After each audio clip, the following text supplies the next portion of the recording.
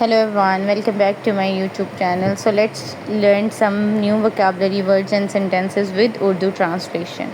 So let's start it. Hand it over. Pakda do. Get it for me. Get it for me. Dilwa do. Make someone get it. Make someone get it. किसी से मंगवा दो. That's the one. वही तो. Exactly this. यही तो. She was compelled. वो मजबूर थी. Good for nothing. किसी काम का नहीं. My friend is useless. मेरा दोस्त किसी काम का नहीं है. Give it to me. मुझे दो. Let me go. मुझे छोड़ दो या मुझे जाने दो.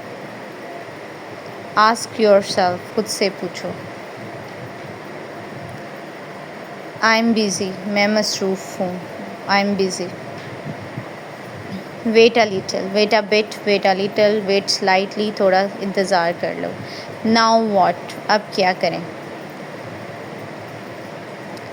He is lying. वो झूठ बोल रहा है.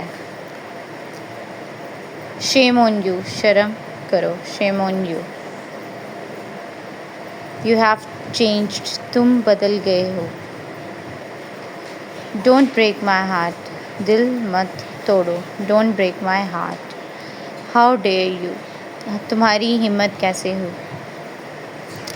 Are you satisfied? क्या तुम मुतमईन हो? So thank you so much for watching my video.